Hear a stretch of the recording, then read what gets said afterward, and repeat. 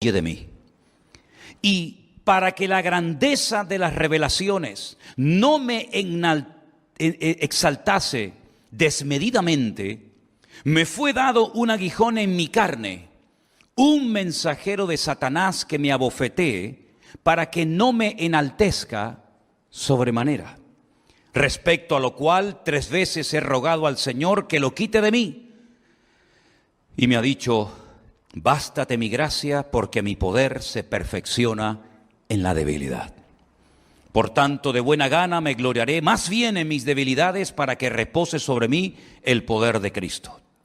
Por lo cual, por amor a Cristo, me gozo en las debilidades, en afrentas, en necesidades, en persecuciones, en angustias, porque cuando soy débil, entonces soy fuerte. ¿Cuántos dicen amén? Qué experiencia, ¿no? Qué experiencia tan tremenda. Estuvo en la misma presencia de Dios, en lo que Él llama el tercer cielo o el paraíso, es lo mismo. Y dice que allí vio y escuchó cosas que el Señor nunca le permitió compartirlas. Ni con su palabra cuando visitaba las iglesias, ni en las cartas, sino que cuenta por encima la experiencia, pero que sin lugar a dudas tuvo que ser algo realmente tremendo. Cuando el jueves hablamos acerca de la importancia de reconocer nuestras debilidades, nuestros puntos débiles, yo quisiera dejar bien claro que una cosa es el sentirnos débil, incapaces, nerviosos, por una responsabilidad que tenemos por delante, como por ejemplo me está pasando a mí con esto de México, que se está creando una expectativa y se está haciendo toda una, como dice el pastor José Arena, una auténtica revolución que a mí como persona, como hombre, me tiene todo el día temblando. Porque estas cosas a mí sinceramente me ponen muy nervioso. Una cosa es sentirnos débiles, ya digo, incapaces de poder cumplir con esas responsabilidades tan enormes que Dios pone sobre nuestros hombros. Y es bueno sentirse así, porque así no pierdes el contacto con la tierra y no te crees bajo ningún concepto que todo lo puedes y que todo lo sabes y que no hay nada que no puedas superar. Eso es una cosa. Y otra cosa muy diferente es el tema de las debilidades, en las cuales tenemos que trabajar mucho para que se conviertan con el paso del tiempo, con la ayuda del Señor, en puntos fuertes. Amén, hermanos. Si no mezclemos una cosa con otra, porque no tienen nada que ver. Los puntos débiles de nuestra vida no debemos de ocultarlos. Primeramente porque el Señor los conoce. Y como dijimos el día jueves, si esos puntos débiles no los reconocemos y se los entregamos al Señor, son auténticas amenazas en nuestro camino. Es como entrar en un terreno lleno de minas, que en cualquier momento puede salir por los aires porque no sabes dónde está el explosivo. Y ocultar los puntos débiles de nuestra vida, permítame ponerles el ejemplo de cuando Faraón en Egipto dio un edicto que dijo que tenían que matar a todos los niños pequeños, lanzarlos al río Nilo para que se ahogaran. Dice la Biblia que una familia ocultó a su hijo durante 3 meses. Y estoy hablando nada más y nada menos que de Moisés. Es imposible ocultar a un bebé. En algún momento llora, en algún momento hace ruido. Y cualquier madre que ya hubiera tirado al río o lo hubieran tirado al río a sus hijos, al ver a la vecina con su hijo escondido, probablemente te podría delatar y decir: ¿por qué yo tengo que experimentar este dolor y tú tienes el gozo y la alegría de poder tener a tu hijo escondido? Pues en cierto sentido, tratar de ocultar los puntos débiles es como decía el salmista: ¿dónde huiré de tu presencia? ¿Dónde me esconderé de tu Santo Espíritu? Ya que todo Dios lo ve, lo conoce y lo sabe perfectamente.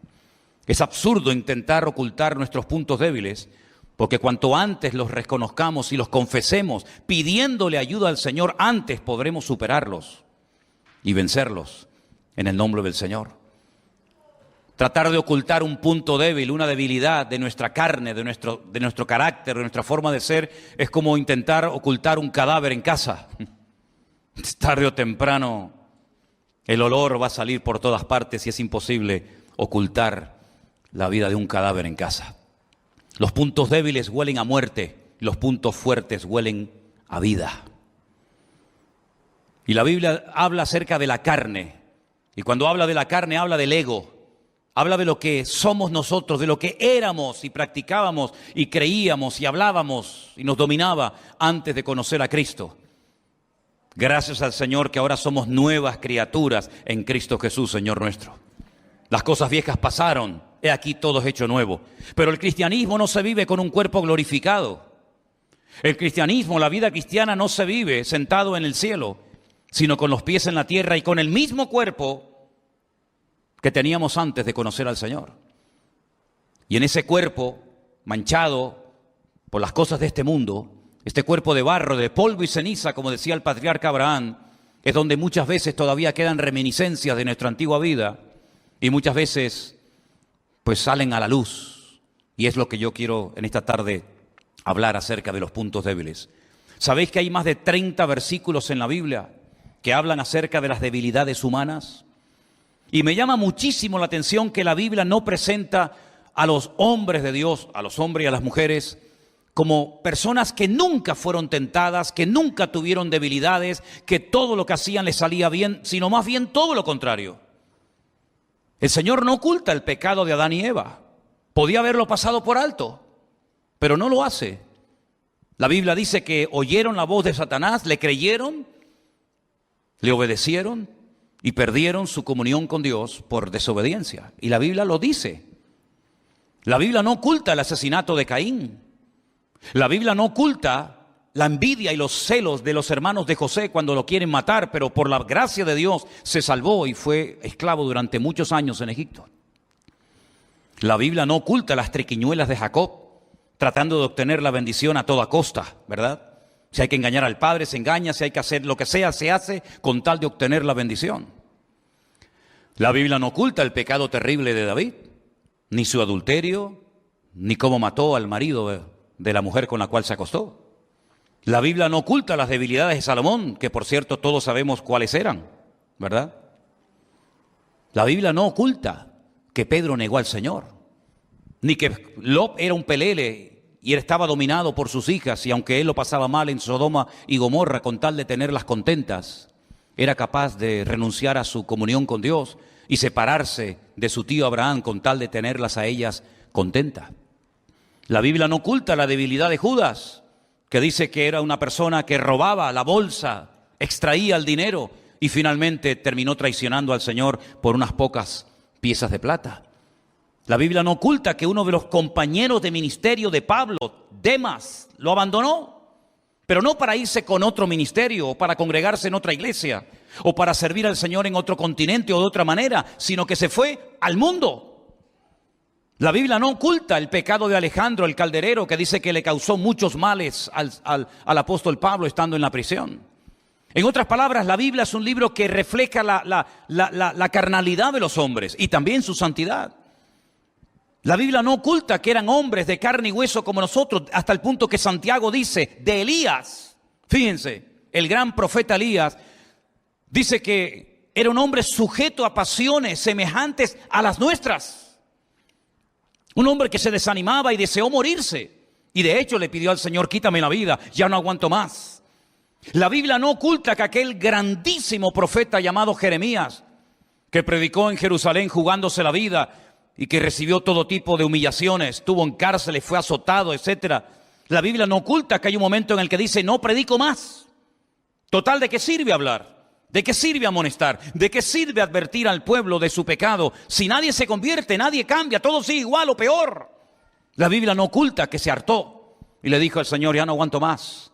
Aunque dice que mientras callaba, un fuego de Dios ardía en sus entrañas porque sabía que Él era la voz de Dios que tenía que hablar en Jerusalén.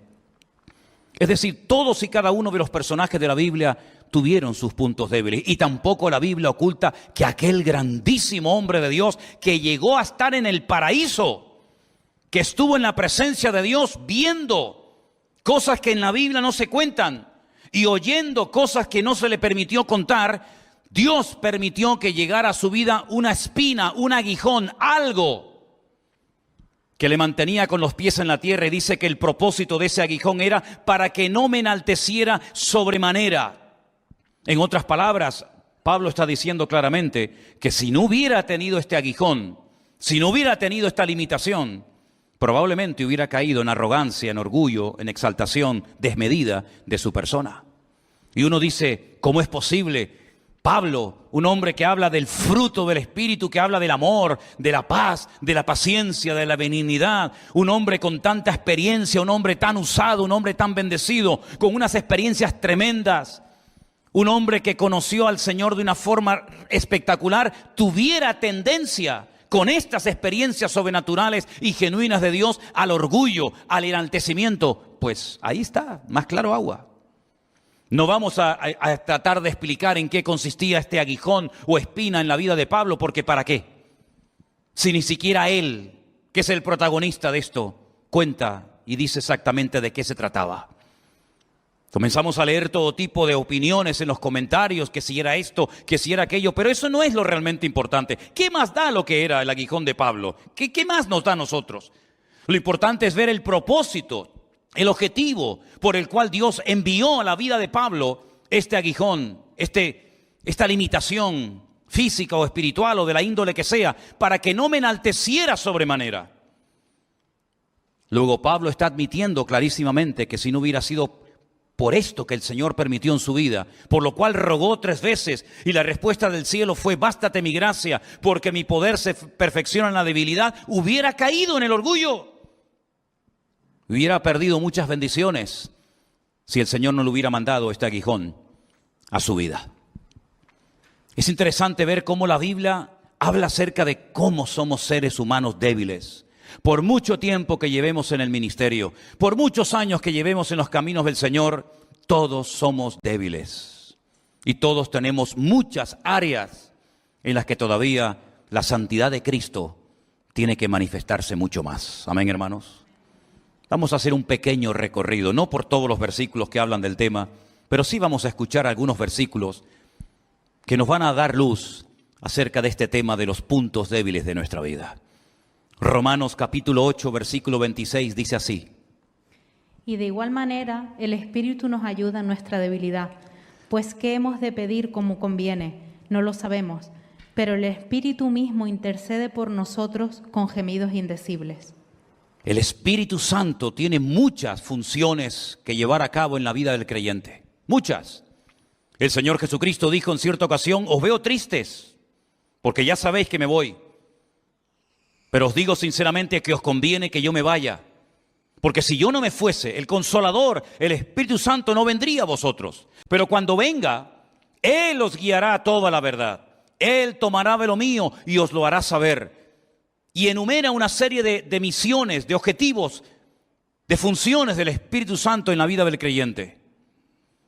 Pero una de las cosas que dice Pablo en Romanos capítulo 8 es que ese Espíritu Santo que mora en nosotros, que está permanentemente en nosotros, nos ayuda en nuestras debilidades. ¿Cuántos dicen amén? ¿Cómo sabe el Señor, verdad, que necesitamos una ayuda adicional? No solamente tener las ganas, no solamente reconocer, no solamente admitir y pedir ayuda, sino que el Espíritu Santo viene para ayudarnos en nuestras debilidades, para que sepamos cómo orar y no estar toda la vida luchando con lo mismo, y no estar toda la vida siendo esclavos de algo o de alguien que nos roba la paz y la bendición que recibimos tal vez en un culto como este. Es una lástima ver a muchos creyentes que no son capaces de mantener 24 horas la bendición que han recibido. Siempre viene algo, siempre ocurre algo. Si no es con el vecino, es con el amigo, o con el padre, con la madre o con quien sea. Y la voluntad de Dios es que tú sepas mantener tu victoria, tu firmeza en el Señor, y que nada ni nadie, escúchalo bien, nada ni nadie te arrebate la bendición de Dios. Que no dependas de nada ni de nadie, sino solamente del Señor. Y para poder llegar a ese nivel de madurez, para poder mantenernos firmes 24 horas al día, 365 días al año seguido, uno detrás de otro, el Espíritu Santo que mora en nosotros viene a ayudarnos en nuestras debilidades. Y eso debería darnos un gozo y una tranquilidad tremenda. Amén, hermanos. Romanos 14:1 nos habla de un tipo de creyentes que existen, como por ejemplo este. Recibid al débil en la fe, pero no para contender sobre opiniones. Débil en la fe. Qué triste, ¿no? Ver personas débiles en la fe. Cuando la fe es algo tan importante que dice que sin ella es imposible agradar a Dios. Pues hay personas sí que tienen fe, pero es muy débil. No es una fe madura, no es una fe robusta. Es una fe que depende a veces de emociones, de sentimientos, de circunstancias. Y la Biblia dice, bueno, hay débiles en la fe. No entren a pelear, no entren a discutir sobre opiniones. Pues recíbanlo y traten de ayudarlos lo mejor posible. Espero que no haya ningún débil en la fe en esta tarde entre nosotros, ni en sus casas, sino que todos tengamos, como dijo el Señor de aquel hombre, grande es tu fe. En todo Israel no he encontrado un hombre con tanta fe como este hombre, ¿se acuerdan? También en Romanos capítulo 15, versículo 1, nos dice la palabra así. Así que los que somos fuertes debemos soportar las flaquezas de los débiles y no agradarnos a nosotros mismos. Ahí hay dos tipos de creyentes, los fuertes y los débiles. ¿A qué grupo perteneces? ¿Con quién te identificas? ¿Con los fuertes o con los débiles? Si dices con los fuertes, pues dice aquí que los fuertes deben de soportar las flaquezas de los débiles y no agradarnos a nosotros mismos. Y si eres del grupo de los débiles, pídele al Señor que salgas de ese grupo lo antes posible y que formes parte de los fuertes y maduros en el nombre del Señor. Tenemos por otra parte un versículo precioso que es un consejo a las personas que son débiles, a las personas que han caído y tropezado, a las personas que han perdido su estabilidad y firmeza en el Señor. Hebreos 11:34.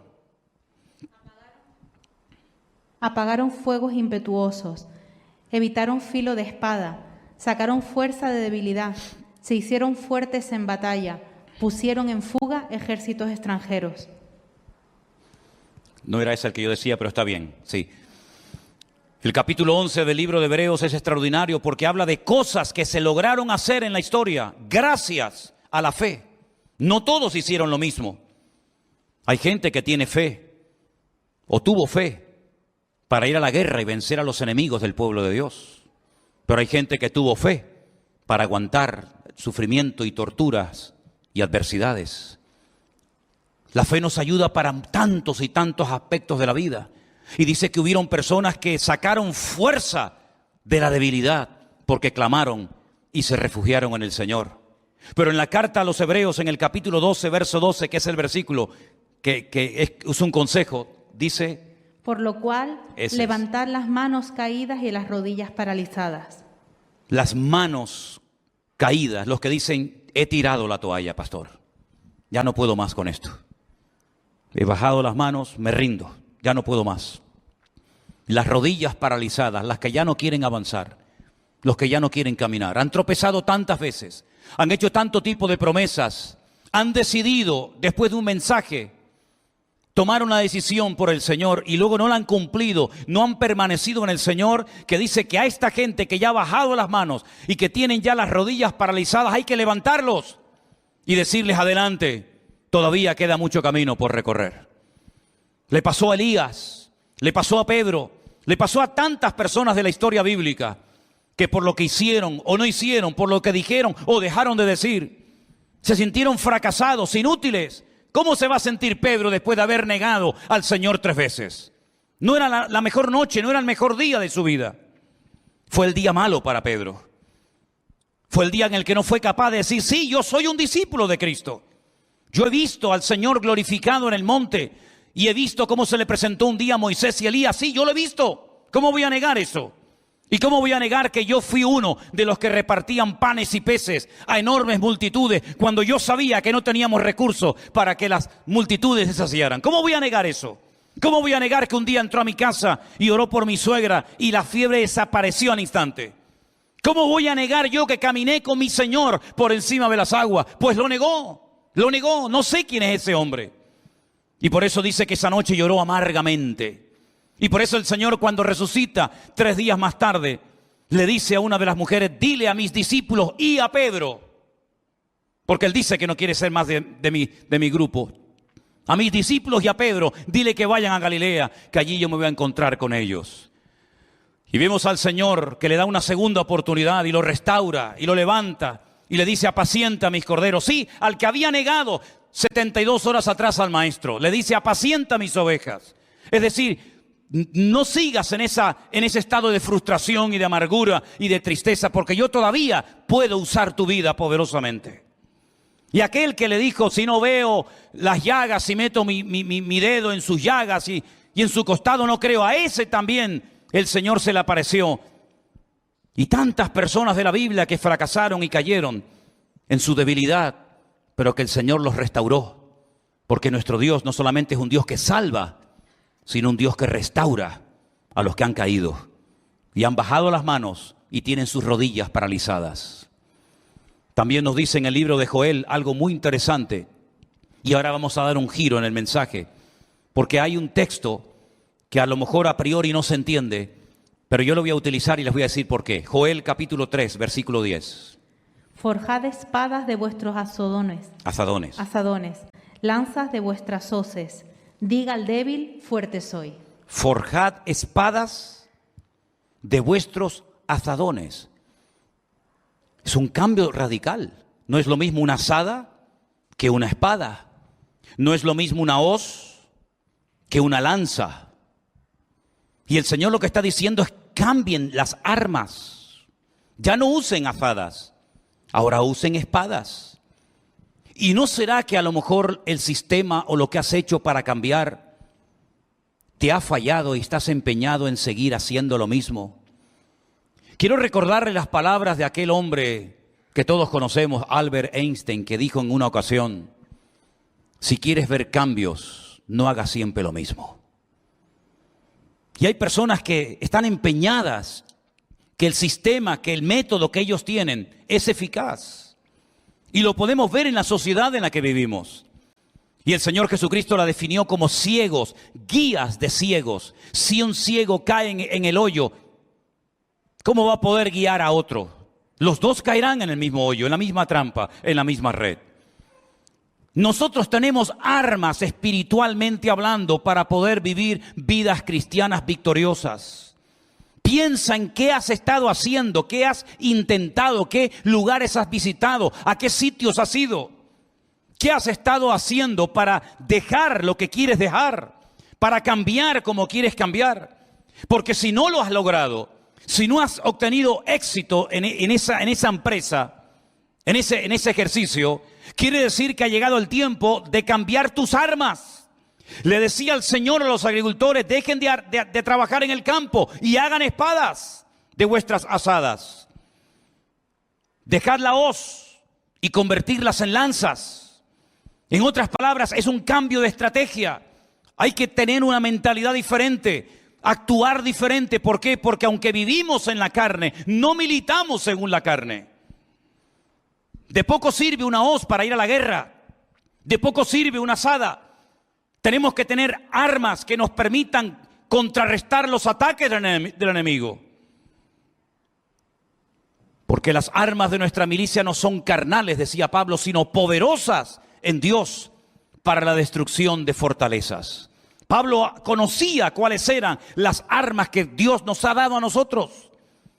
Y si quieren pueden leer tranquilamente el capítulo 6 de la carta de Pablo a los Efesios, donde van a ver cómo él describe la armadura de un soldado romano y él aplica cada una de las partes de la armadura del soldado romano a distintas armas que tiene el creyente para defenderse y atacar en el día de hoy.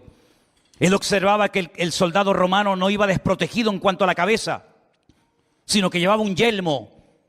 Y él dice: el yelmo es como la salvación. Es decir, el yelmo guarda la cabeza.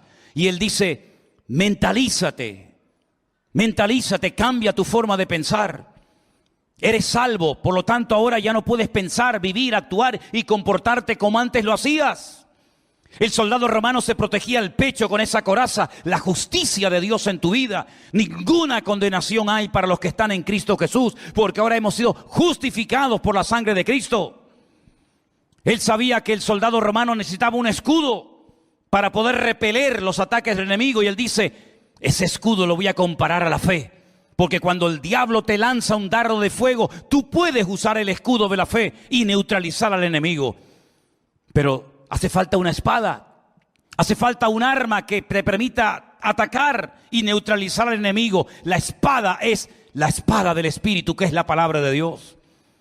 Y cuando camines por la vida, ya no caminas en la carne, ya no caminas en el ego, en la arrogancia, en la soberbia, sino ahora con el apresto del Evangelio. Ahora tenemos un mensaje que transmitir, tenemos una palabra que comunicar, el Evangelio de Jesucristo, que dice ir por todo el mundo y predicar este mensaje. En otras palabras, el cristiano no va por la vida desprotegido. ¿Y ahora qué hago? ¿Ahora qué hago? Cada vez que tengo problemas vengo a la iglesia y cuando se me resuelven ya no vengo más. Esa no es la vida que la Biblia describe para ti y para mí. La Biblia nos enseña que es bueno congregarse. No dejéis de congregaros como algunos tienen por costumbre, dice la Biblia. Ya en el siglo I había hermanos que no le daban importancia al congregarse. Pero no es suficiente con congregarse. Tú tienes que aprender a defenderte tú solito, tú sola en casa. Cuando eres tentado, cuando eres calumniado, cuando eres perseguido. A lo mejor vives en una familia donde tú eres la única, el único convertido y se ríen de ti tus compañeros de trabajo. ¿Cómo actúo? ¿Cómo hablo? ¿Cómo reacciono? Como dice la palabra de Dios. Con esas armas, el nombre de Cristo es una de ellas, la oración es otra. La palabra de Dios es otra y así cada una de esas armas me ayudan a vivir en victoria. Hay que cambiar las armas. Miren, por ejemplo, esta serie de fotografías que vamos a mostrarles. Esa era un arma muy poderosa hace siglos, la famosa catapulta. Hoy en día sería ridículo ir a la guerra con una catapulta. O con esta otra arma que ven ustedes ahí, sí, que podía matar, hacía mucho daño, la ballesta. Pero son armas muy antiguas. Esas armas hoy en día están en un museo, son reliquias que la gente va a visitar. Esas catapultas que lanzaban piedras, esa bola con pinchos que utilizaban en el campo de batalla, en el cuerpo a cuerpo, tuvieron su momento. Pero sería ridículo hoy en día mandar a un soldado a la guerra con estas armas. No tiene ningún sentido. Están caducadas, ya no funcionan. Nadie va a la guerra con este tipo de armamento. Antes sí, tuvieron su momento, tuvieron su lugar. Cualquiera daría lo que fuera por tener cosas como estas. Pero hoy en día hay otro tipo de armas. Comparen eso con una catapulta. Comparen eso con una catapulta. Robots que son capaces de ir a lugares donde no hace falta ni que vaya el ser humano, lo teledirigen para que vaya y dispare. Miren qué misiles que pueden viajar miles y miles de kilómetros a otros continentes y hacer una destrucción terrible. Miren qué armamento. Queridos hermanos, hay armas antiguas y armas modernas. Y en el mundo espiritual ocurre exactamente lo mismo. Cuando tú no conocías al Señor, tenías tus métodos, tenías tus ideas para defenderte, para protegerte, pero no puedes seguir aplicando. No puedes seguir viviendo con aquellos métodos hoy en día tu vida cristiana. ¿Qué hacías antes cuando alguien te criticaba? ¿Qué hacías antes cuando alguien te insultaba? ¿Qué hacías antes cuando alguien te miraba mal? ¿Qué arma utilizabas? ¿El amor? ¿La paciencia? ¿La misericordia? ¿La oración? ¿La bendición? ¿Seguro? ¿Utilizabas el impulso de tus puños, las palabras de tu boca? ¿Sabe Dios qué armas utilizábamos nosotros, verdad? Pero ahora, aunque andamos en la carne, aunque estamos en este mundo, no militamos, no ejercemos en el ejército de este mundo, sino que ahora cuando recibimos ataques y presiones de todo tipo, de arriba, de abajo, incluso hasta de hermanos en Cristo, porque no solamente son los problemas que vienen de la calle, a veces también vienen desde adentro. Y se levantarán de entre vosotros, dice la Biblia, falsos profetas y falsos apóstoles y falsos hermanos. Por supuesto que sí, siempre lo ha habido y siempre lo sabrá.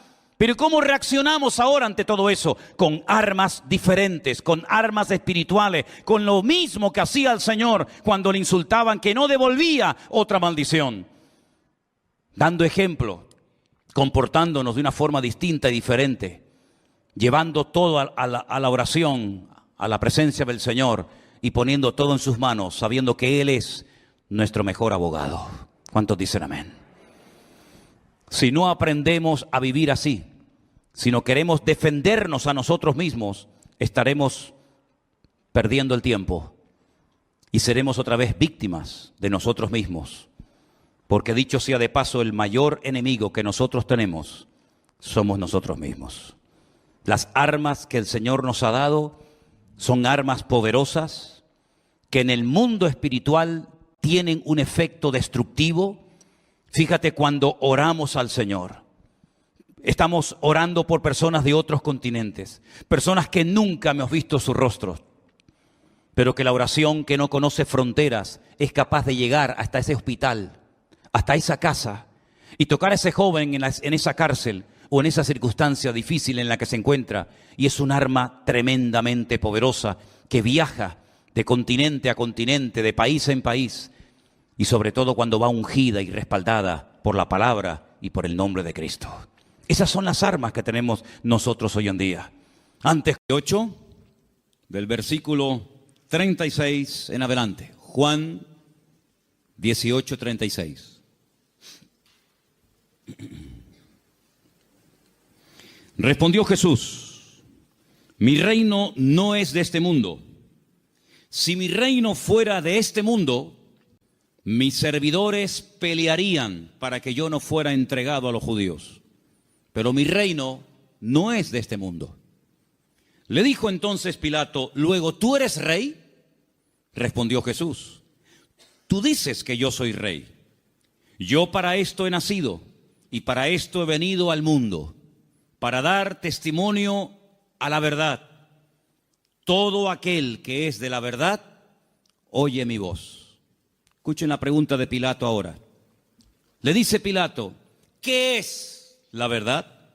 Y cuando hubo dicho esto, salió otra vez a los judíos y les dijo: yo no hallo en él ningún delito. Qué pregunta tan interesante. ¿Qué es la verdad? ¿Dónde puedo encontrarla? Una autoridad romana haciéndole semejante pregunta al Señor Jesucristo. Desde el principio de los tiempos, si ustedes comienzan a leer la Biblia con detenimiento, se van a dar cuenta de que Dios siempre ha querido compartir verdades con el hombre. Dios siempre ha querido bendecir a la humanidad, siempre. Y todo lo que Dios ha ido enseñando y compartiendo y transmitiendo a lo largo de los tiempos es para que el hombre conozca las verdades, los principios de Dios, los principios del reino de Dios, a través de los cuales Dios se da a conocer y Dios se manifiesta y Dios opera en la vida de los seres humanos. Pero toda la verdad de Dios no fue revelada de golpe, sino que podemos decir en cierto sentido que la verdad de Dios, las verdades de Dios, fueron reveladas progresivamente. Adán no tenía todas las verdades, Abraham tampoco las tenía, ni David, sino que fue algo que Dios fue manifestando con el paso del tiempo. Ahora, hay un momento puntual en la historia en el cual Dios, a través de un hombre llamado Moisés, decide dar, permítame la palabra, un gran paquete de verdades para que él a su vez se las transmita al pueblo de Israel. Y ese paquete de verdades, ese montón de grandes enseñanzas e instrucciones verídicas de parte de Dios, la conocemos con el nombre de la Torá, o la ley de Moisés, el Humash, el Pentateuco, los primeros 5 libros de la Biblia, donde ustedes pueden encontrar instrucciones y verdades que se pueden aplicar a la familia, a la economía, a la agricultura, al comercio exterior, a las relaciones entre seres humanos, etcétera, etcétera. Total, 613 mandamientos, 613 verdades que Dios transmite al pueblo de Israel, y a su vez el pueblo tenía la obligación de transmitirlas al mundo, porque Israel tenía que ser en aquel tiempo la luz en medio de la oscuridad donde estaban las naciones que le rodeaban. Pero sin embargo, cuando vamos al Nuevo Testamento, al Nuevo Pacto, encontramos que la verdad en sí misma, ese concepto que decimos, bueno, la verdad, ¿dónde está? ¿Se puede medir? ¿Se puede pesar? ¿Se puede enseñar? Ese concepto de la verdad se encarna, se humaniza en la persona de Jesús. Él llega a decir un día en una conversación muy interesante que mantiene con sus discípulos, si la quieren conocer, está en Juan capítulo 14, donde él observa a sus discípulos después de haberles anunciado que se va a marchar, que tiene que volver a la presencia del Padre. Pues él dice que los nota tristes Y les dice, miren, no se turben, no se preocupen, no se turbe vuestro corazón. Si creen en Dios, crean también en mí. En la casa de mi Padre muchas moradas hay. Si así no fuera, yo os lo hubiera dicho. Yo simplemente lo que voy a hacer es, voy a ir a preparar un lugar para que donde yo estoy, vosotros también estéis conmigo. Y ustedes saben a dónde voy, sabéis el camino. Y en ese momento le interrumpe un discípulo, Tomás, y le dice, Señor, no sabemos a dónde te vas. No tenemos ni idea de lo que nos estás diciendo. ¿Que te vas a dónde? Si no sabemos a dónde vas, ¿cómo vamos a saber el camino? Y es entonces cuando el Señor le responde ese versículo que todo creyente prácticamente sabe de memoria, aunque lleve 3 días leyendo la Biblia, Juan 14:6, que dice, yo soy el camino, yo soy la verdad y yo soy la vida. ¿Cuántos dicen amén? Un versículo realmente extraordinario.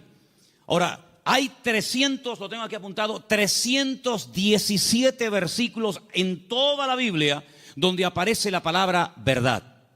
La palabra verdad aparece en el Antiguo Testamento, aparece en el Nuevo Testamento. Es el deseo de Dios que el hombre conozca la verdad. Y la palabra verdad en hebreo se pronuncia emet. Y vamos a ponerla ahí para que ustedes vean cómo se escribe en hebreo la palabra, porque quiero explicarles rápidamente algo muy interesante acerca de esta palabra. La palabra emet se forma con esas 3 letras. La letra, tienen que leer de izquierda a derecha, ¿sí? La alef, la letra men y la letra tav. La letra alef es la primera del alfabeto hebreo. La letra tav es la última y la letra men es la del centro. Y digamos que se hace como una especie de trípode, ¿verdad? Con esas 3 letras se forma la palabra verdad. Y de esa palabra salen múltiples combinaciones de todas palabras relacionadas, entroncadas con la palabra verdad, todas, por cierto, muy interesantes. Ahora, déjenme que les comparta algo acerca de la verdad.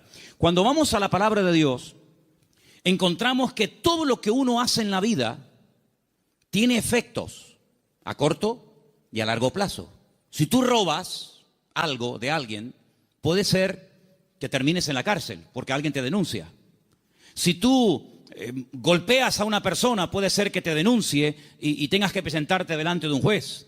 Si tú compras un coche, puede ser que te salga bueno o te salga malo. Es decir, todo efecto, todo lo que hacemos en la vida puede tener efectos positivos o negativos. Si analizamos fríamente a la luz de la palabra de Dios, ¿qué es lo que produce en el hombre? ¿Qué efectos positivos produce en el hombre la verdad? Es increíble. Lo primero que produce la verdad en la vida de la persona, como leemos aquí arriba, es libertad. Pero claro, uno tiene que decir o preguntarse, ¿libertad de qué? Cuando Jesús pronunció esta famosa frase, conoceréis la verdad y la verdad os hará libres, Él la pronunció en un contexto cultural y social completamente diferente al que tú y yo vivimos hoy en día. Porque aparentemente no existe esclavitud, pero en aquellos tiempos prácticamente el mundo entero, todo lo que era Europa, Asia y el norte de África, estaba dominado y controlado por un imperio terrible que era el Imperio Romano, donde la población romana, los que tenían la ciudadanía romana, era muy pequeña en relación con los que no tenían ciudadanía romana. Había millones y millones de seres humanos que estaban privados de libertad, es decir, eran esclavos. Claro, ya lo dije en una ocasión, no todos los esclavos tenían la misma posición. Había esclavos que tenían una libertad que otros no tenían, pero igualmente eran esclavos. No tenían derecho a paro, ni jubilación, ni vacaciones, ni descanso, nada que ver. Y cuando el Señor, en ese contexto de opresión, en ese contexto de abuso, en ese contexto donde no hay derechos, donde no hay beneficios de ningún tipo, pronuncia la palabra libertad, tuvo que causar un impacto tremendo, porque era el sueño de todo esclavo, poder algún día llegar a ser libre.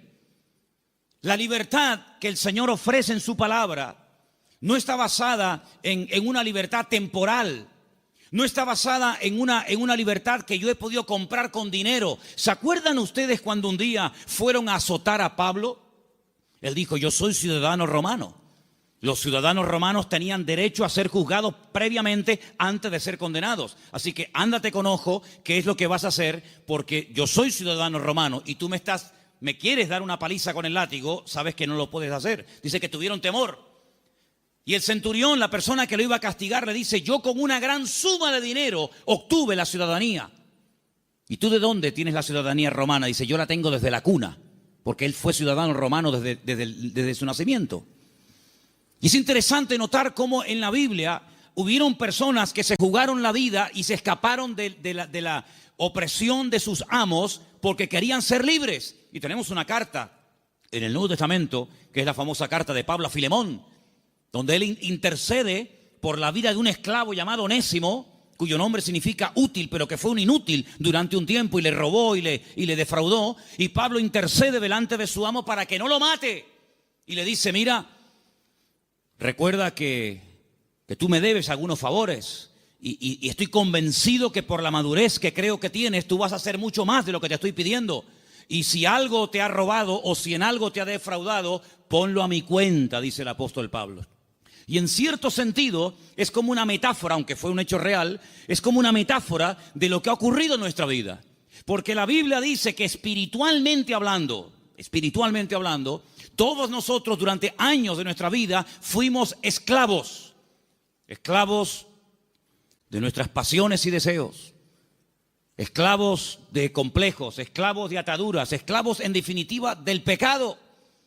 Creíamos que éramos, y en el fondo éramos unos auténticos esclavos, o vivíamos para una sustancia que nos tenía atrapados y anulada completamente nuestra libertad y nuestro libre albedrío. Hasta que dice la Biblia que a través de la sangre de Jesucristo, que venció al diablo y rompió todas las ataduras en la cruz del Calvario, dice que Él compró nuestra libertad a precio de sangre. Y por eso Pablo, cuando le escribe, por ejemplo, a una iglesia en Galacia, le dice, hermanos, ahora que sois libres, sed maduros y no utilicéis la libertad como ocasión para la carne. Es decir, no paséis de la libertad al libertinaje, sino que la libertad que Dios os ha dado es para poder escoger y para poder discernir y para poder saber lo que os conviene y lo que no os conviene. La libertad viene a raíz de conocer la verdad. No hay libertad si uno no conoce la verdad. No hay peor tragedia en la vida que creer en una mentira creyendo que es una verdad.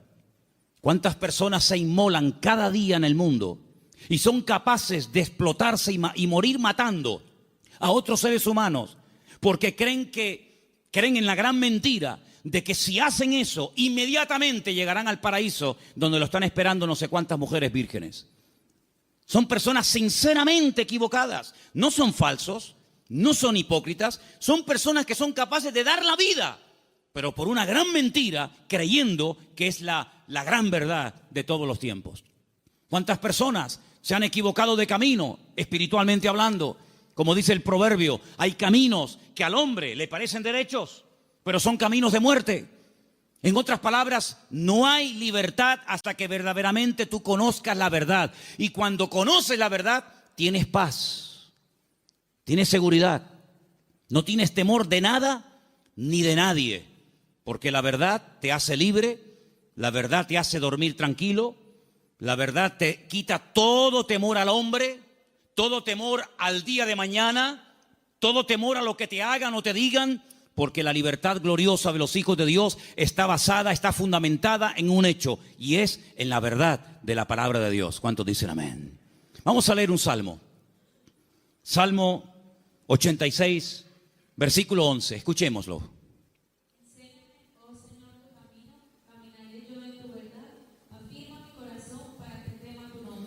El salmista le pide al Señor, enséñame, muéstrame el camino, para que yo pueda andar en ese camino, que dicho sea de paso, es un camino basado en la verdad. Hermanos, hay creyentes que han sido víctimas de falsas doctrinas. Hay creyentes que han estado tal vez en otras partes, en otras congregaciones, donde no han conocido totalmente la verdad y los efectos de la verdad en su vida.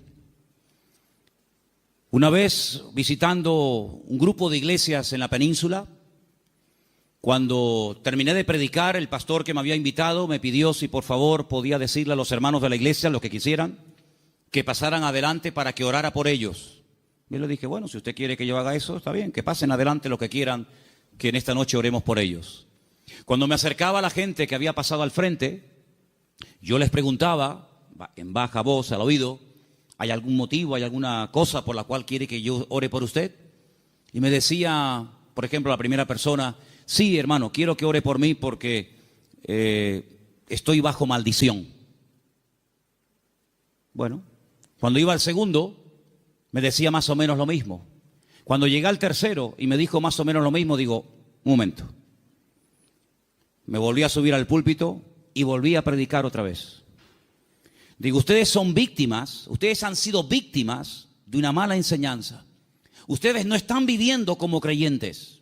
La Biblia dice, si alguno dice que cree en Él, debe andar, debe comportarse, debe vivir como Él anduvo. En otras palabras, ustedes tienen el nombre de creyentes, de hijos de Dios, pero están viviendo como esclavos. Y el Señor Jesucristo vino a este mundo para deshacer las obras del diablo. Y ustedes no entienden que el Señor Jesucristo, cuando fue clavado en la cruz, cargó, según dice la palabra de Dios, todas y cada una de las posibles maldiciones, y Él se hizo maldición para que nosotros heredásemos bendición. Por lo tanto, ustedes están agarrándose a conceptos distorsionados y equivocados, y esa ignorancia es la que está haciendo que ustedes no vivan bien, no coman bien y no disfruten de la vida gloriosa de un hijo de Dios. Y cuando ellos recibieron esta enseñanza en esa noche y en otros días, ellos comenzaron a darse cuenta de que habían estado atrapados y habían estado esclavizados de mentiras que no sé quién se las enseñó, pero que ellos la abrazaron y la creyeron, interiorizaron esas mentiras, y si la verdad nos hace libres, la mentira nos hace esclavos. Por eso es muy importante, como decía el salmista, Señor, enséñame tu camino, enséñame las verdades de tu palabra para que yo pueda caminar por ellas. Leía en el día de hoy un libro que a mí sinceramente me apasiona, es uno de mis libros favoritos de lo que llamamos el Antiguo Testamento, el libro de Daniel. Hay un momento en el que Daniel ora al Señor pidiendo perdón por los pecados de la nación, sabiendo que el tiempo de la liberación del cautiverio en Babilonia se ha cumplido. Y hay un momento en el que él ora y dice las siguientes palabras. Escúchenlas, por favor, del libro de Daniel. Después les digo dónde estamos leyendo.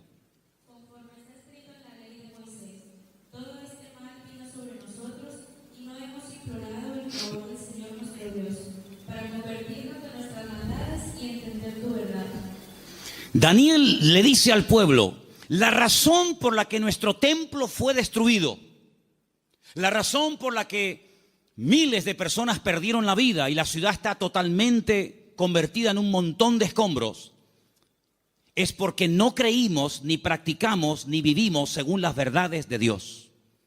De todos los profetas que había en aquel momento en Jerusalén profetizando, solamente había uno que decía la verdad. Todos los demás le decían a la gente lo que la gente quería oír.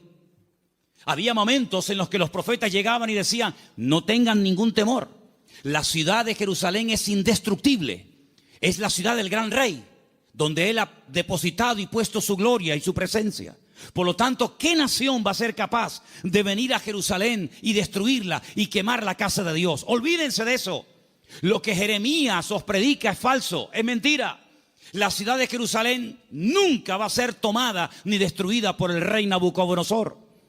Sin embargo, el profeta Jeremías le decía, la ciudad de Jerusalén sería indestructible y el templo sería inviolable siempre y cuando viviéramos en santidad y viviéramos en orden. Pero no lo estamos haciendo. La ciudad se ha llenado de idolatría. El pueblo se ha corrompido, hay inmoralidad, hay desorden, es un caos, es un desorden espiritualmente hablando. Y eso es lo que le está permitiendo al enemigo tomar posesión de nuestra tierra. No crean ustedes, durante 40 años estuvo Jeremías predicando esto. Lo metieron en la cárcel, lo torturaron, quisieron matarlo en varias ocasiones. Incluso él llegó un momento en el que dijo, no voy a predicar más, no voy a hablar más, no sirve de nada. Diga lo que diga, no hacen caso. Pero sin embargo el Señor siempre decía a Jeremías, habla y no calles, que nunca diga al pueblo que no hubo voz de Dios en medio de Jerusalén. Él les decía: arrepiéntanse, conviértanse al Señor, corrijan sus malos caminos, vuelvan a la senda antigua. Y si no lo quieren hacer, hermanos, les daba el plan B: ríndanse al enemigo. Claro, decirles que se rindieran al enemigo, pero este hombre es un traidor. Este hombre lo que se ha pasado es al enemigo y lo que quiere es que le abramos las puertas de la ciudad al enemigo. Pero Jeremías les decía: es que hay dos opciones, queridos.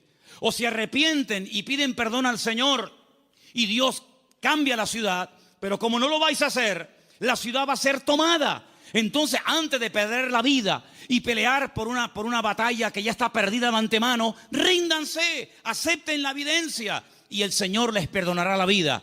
Hermanos, ni una cosa ni otra. La ciudad fue destruida, todos lo sabéis. El templo fue quemado. Los tesoros del templo fueron llevados a Babilonia. Miles de personas fueron deportadas, entre ellos, uno de ellos era Daniel. Y cuando pasan los años, él le dice al pueblo: hermanos, ¿no os dais cuenta que por no haber creído y practicado la verdad, nos ha pasado lo que nos ha pasado? Hermanos queridos, creer en mentiras, interiorizar mentiras, practicar mentiras, tiene consecuencias a corto y a largo plazo, todas y cada una de ellas destructivas.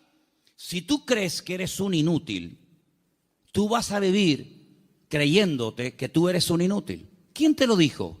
¿Tu marido? ¿Papá? ¿El profesor? Y tú te has creído esa gran mentira, porque Dios no ha creado seres inútiles. Dios ha creado al hombre a su imagen y semejanza. Es el hombre el que se deteriora, el que se autodestruye a sí mismo. Pero Dios creó al hombre como la corona de la creación. Dios delegó en el hombre responsabilidades que no delegó en animales. Y Dios creó el mundo para el hombre, no el hombre para el mundo. Pero lamentablemente el hombre prefiere creer en mentiras en vez de creer en verdades. Y por eso muchas veces es un auténtico esclavo de su ignorancia, de sus errores y de sus mentiras. Pero la libertad gloriosa de los hijos de Dios viene única y exclusivamente cuando experimentamos la verdad en nuestras vidas. He preparado una pequeña selección de versículos. Vamos a leerlos, por favor. Algunos de ellos están en Proverbios. El anterior les dije que estaba en Daniel 9:13. Pero quiero que leamos esta pequeña selección de versículos donde vais a notar que en cada uno de ellos aparece la palabra verdad. Prestemos atención. Proverbios 3, versículo 3. Aparten de ti la misericordia y la verdad. Átalas a tu cuello, escríbelas en la tabla de tu corazón.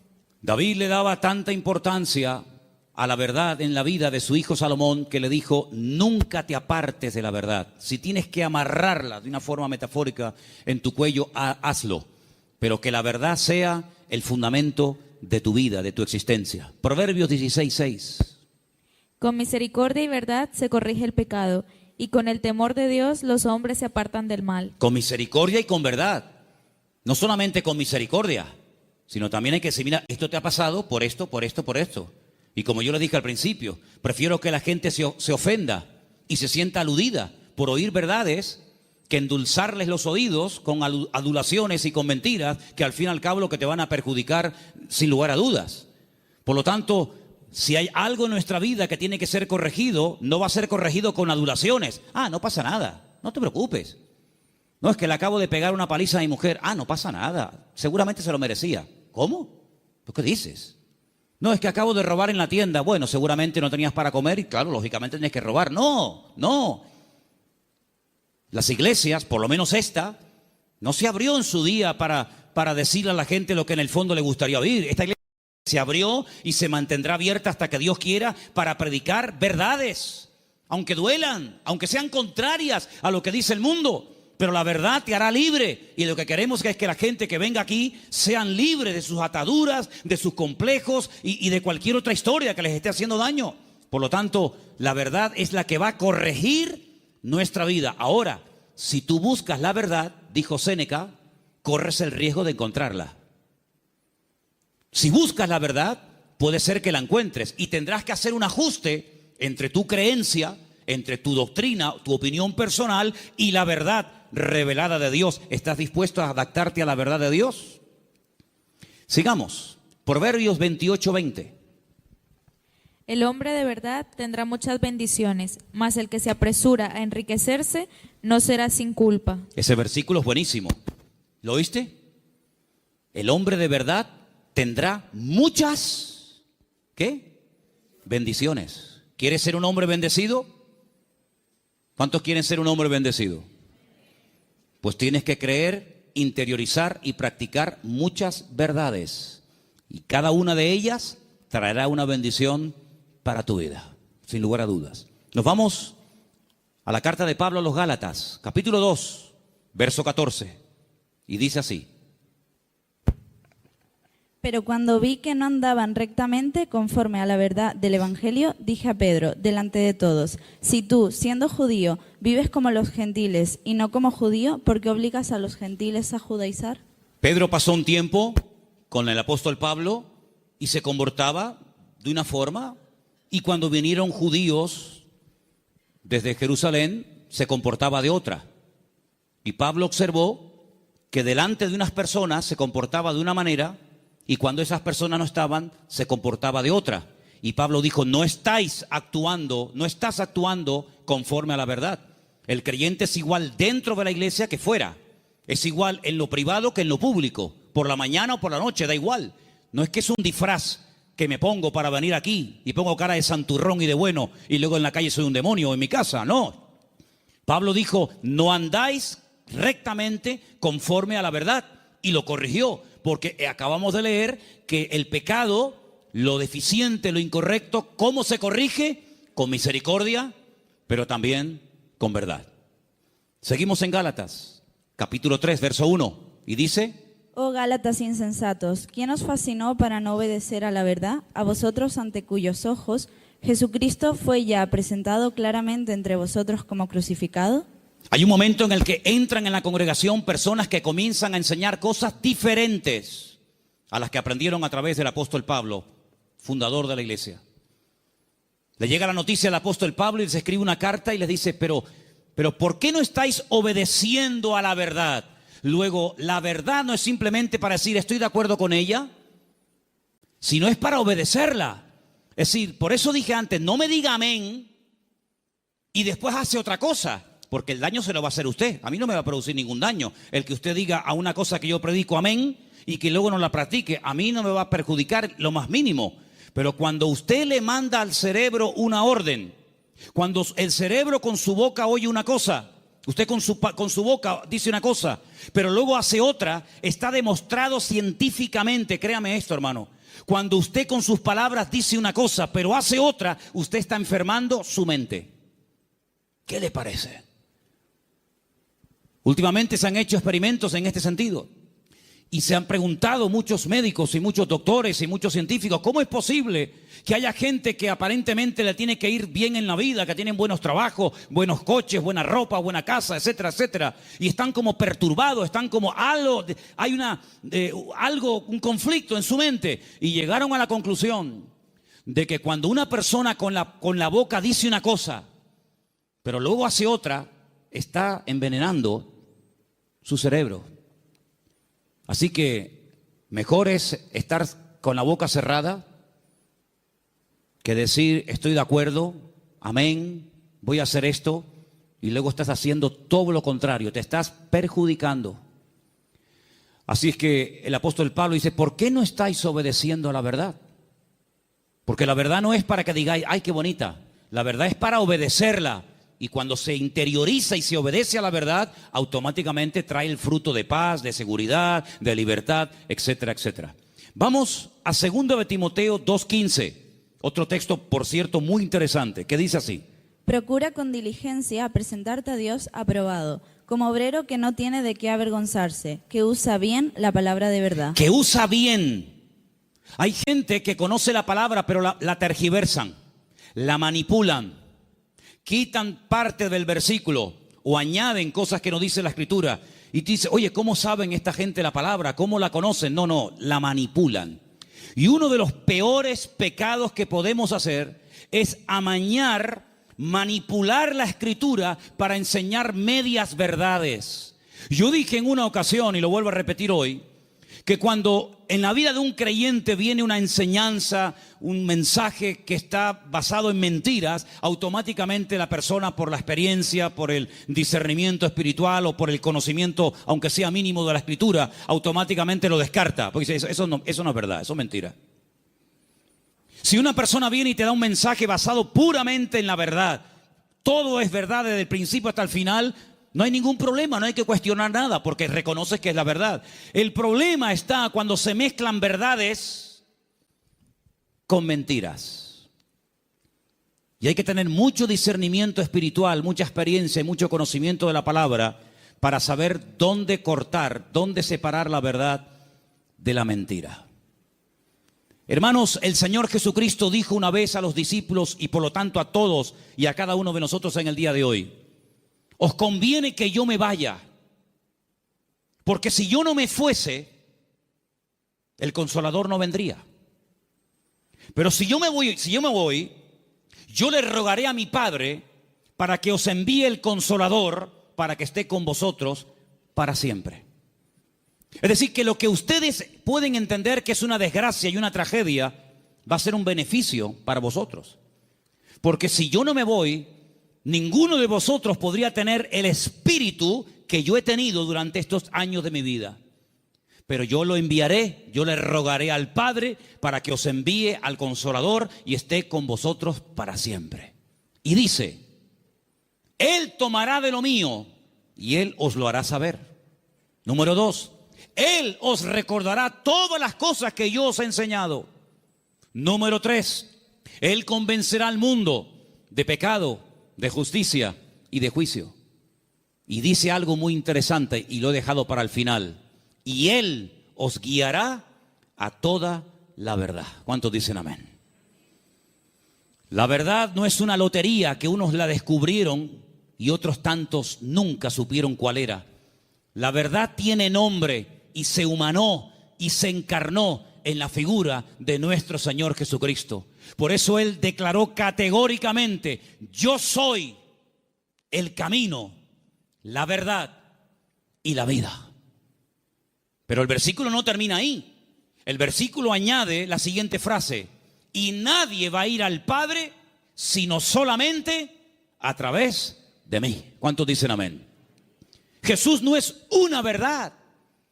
Bueno, hubieron muchas verdades y Jesús vino a enseñar otra gran verdad. No, Jesús es la verdad, con mayúscula y subrayado.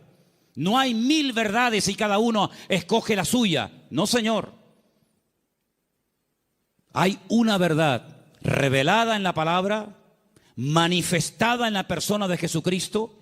Y si prestaron ustedes atención a la lectura que esta tarde se leía, hay un momento en el que en el discurso de Pablo, que se leyó esta tarde en el Areópago en Grecia, él dijo, hay un momento en el que Dios pasó por alto la ignorancia de las naciones.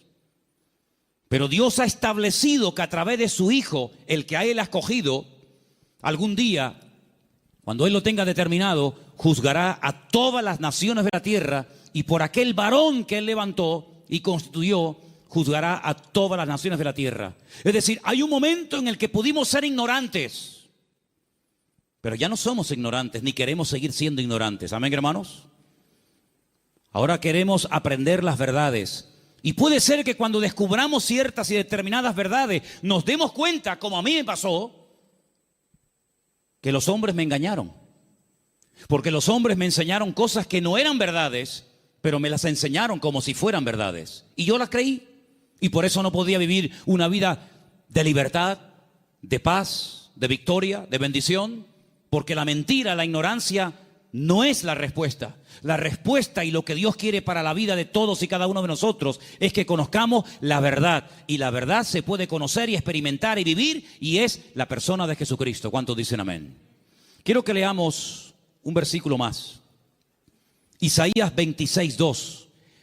Porque ahí la palabra verdad, emet, aparece en plural. Y me llamó mucho la atención. Y quiero que escuchen este texto, por favor. Isaías 26:2. Abrid las puertas y entrará la gente justa, guardadora de verdades. Guardadora de verdades. Isaías 26:2. Emet es verdad, emunim es verdades. Hay una gran verdad que Dios reveló a través de Jesús, y es que el hombre es pecador. Por más que intente, no puede tener comunión con un Dios santo. Pero Dios envió a su Hijo unigénito al mundo para que todo aquel que crea en Él no se pierda, mas tenga vida eterna. Esa es la gran verdad. Que hay un Salvador, que se puede restaurar la relación del hombre con Dios, que el hombre puede salvarse de la condenación, que el hombre puede volver a tener comunión con su Creador y su Diseñador. Esa es la gran verdad. Pero luego, en torno a esa gran verdad, giran muchas verdades. Y en los próximos domingos voy a compartir con vosotros varias de esas verdades en plural. Hoy quiero terminar este mensaje acerca de la verdad con 3 verdades. La primera, la que hemos mencionado recién, Juan 14:6. Yo soy el camino, la verdad y la vida. Nadie viene al Padre sino solamente a través de mí. Eso quiere decir que la ignorancia nos salva, que la religión no es lo que Dios ha provisto para la raza humana para que pueda volver a conectarse con Dios, sino que hay un camino y hay la verdad revelada y hay una vida que se manifiesta a través del Señor Jesucristo. Eso es una gran verdad. La segunda verdad que quiero compartir con vosotros, podría darte más de 150 versículos, pero solamente para los que toman nota les doy Mateo 23:19, donde dice que Él volverá otra vez a este mundo. ¿Cuántos dicen amén? Algunos dirán, ¿Jesucristo volverá otra vez aquí? ¿Sí? ¿No lo sabías? No, yo tenía pensado que Jesucristo ya nació y murió y bueno, dicen que resucitó y ascendió a la gloria, a la diestra de Dios Padre, pero no había oído que volverá. Bueno, pues si no lo has oído no es problema mío. Pero la Biblia dice en más de 150 ocasiones que Él volverá. Y en esta ocasión no pasará desapercibida su venida, como pasó en la primera venida, que había nacido en un pequeño pueblo de Judea, en el sur de Israel, llamado Betlehem, la casa del pan o Belén. Y en ese pueblo hay una montaña que se puede visitar hoy en día, donde había uno, porque tenía muchos, uno de los muchos palacios del rey Herodes, y el rey Herodes ni siquiera se había dado cuenta de que esa noche había nacido el Mesías al lado de su casa. Y de repente vienen unos señores de lejanas tierras haciendo una pregunta muy interesante. ¿Dónde está el rey de los judíos? Porque su estrella hemos visto en el oriente y venimos a adorarle. Y le están hablando a un rey, pero que realmente es un títere. No es el verdadero rey, no es de la línea genealógica de la casa de David, de la tribu de Judá. Es un rey que han puesto los romanos. Es un muñeco de quita y pon. Y por eso ellos se atreven a preguntarle al rey, entre comillas, de los judíos, ¿dónde está el rey de los judíos? Porque venimos a adorarle. Y ustedes ven que esos hombres, me da igual si eran 3, 20 o 40, no se postraron ante Herodes y lo adoraron y le abrieron sus tesoros, porque ellos sabían que ese no era. Y Herodes no lo sabía. Y tiene que mandar a llamar a los escribas y fariseos, los que estudiaban la Escritura y hacían las copias de la Escritura, para preguntarle, oye, ¿qué dice la Biblia acerca del Mesías? ¿Dónde tiene que nacer? Ya en aquel tiempo ya se había escrito dónde había que nacer. Si se lo hubieran preguntado no sé, por ejemplo, a Abraham o a cualquier otro personaje, no te hubiera dado respuesta. Pero en aquel momento ya estaba escrito en el libro del profeta Miqueas que Jesús, que el Mesías, Yeshua, tenía que nacer en Belén de Judea. Eso es una gran verdad. Pero una gran verdad también es que Él mismo dijo, me voy, pero volveré otra vez.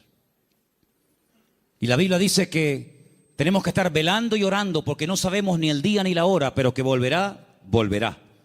Y cuando vuelva, todo ojo le verá, toda rodilla se doblará y todo el mundo se pondrá de rodillas y confesará que Él es el Señor para gloria de Dios Padre.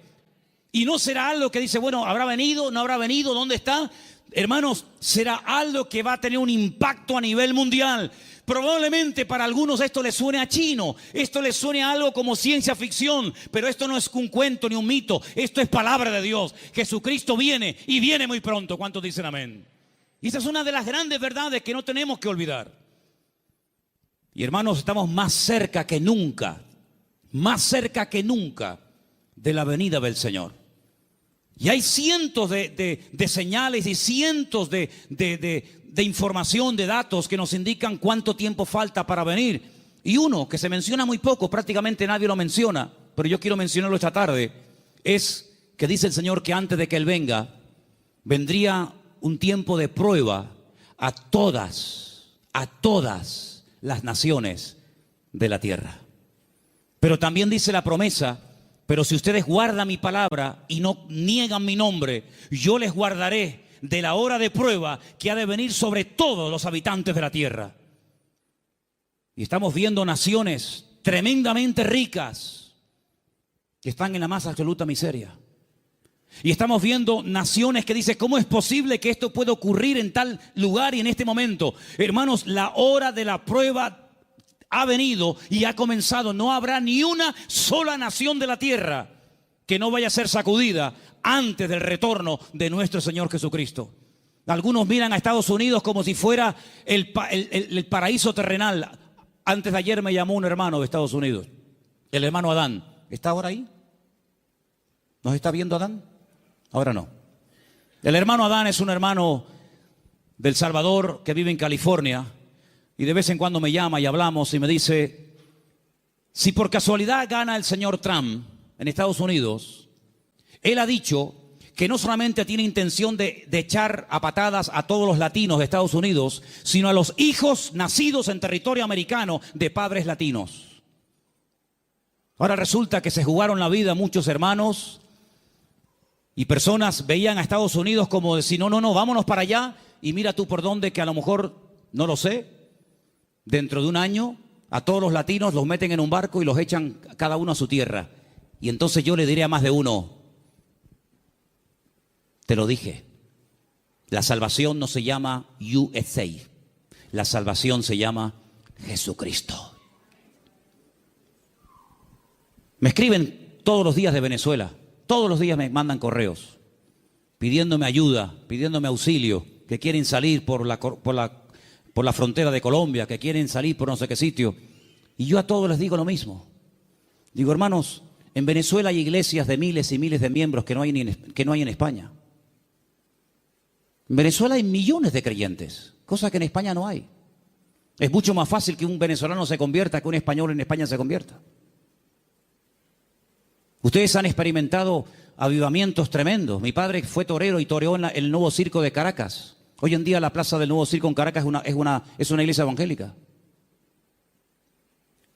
Aquí jamás hemos visto una plaza de toros llena de creyentes. Bueno, hace unos años hicimos unos cultos aquí en la plaza de toros, pero lógicamente no se llenó. Pero siempre le digo a todo el mundo: Dios, ¿dónde es más poderoso? ¿Dónde Dios tiene más poder? ¿Dónde Dios actúa más poderosamente? ¿Dónde es más grande? ¿En Corea? ¿Dónde está la iglesia más grande del mundo? Más de 1,5 millones de habitantes, de miembros. ¿En Estados Unidos? ¿En Europa? ¿En Brasil? ¿Dónde Dios es más grande? En todas partes, hermano. ¿Sí o no? En todas partes nuestro Dios es grande. La Biblia dice: entra en tu aposento y tu Padre que te ve en lo secreto te recompensará en público. Eso lo dice la Biblia. Y se lo dice al español, al latino, al americano, al japonés, al chino y a todo el mundo. No nos podemos mover de un lugar a otro a menos que Dios nos diga: muévase. Abraham se fue a Egipto cuando había crisis económica en Canaán, y él se fue a Egipto a buscar trabajo, a buscar comida, comida para los animales y para su familia, a buscar agua para sus ovejas.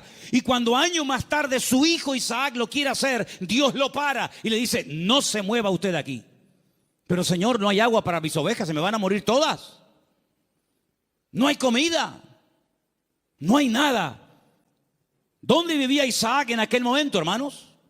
En Beer-sheba, en la ciudad del Negev, en el sur de Israel. Un calor terrible. Arena y nada más que arena. En Egipto siempre había agua, siempre había posibilidades, siempre había comida, siempre había de todo. Y el Señor le dice a Isaac: este año tienes que sembrar tu semilla en medio del desierto.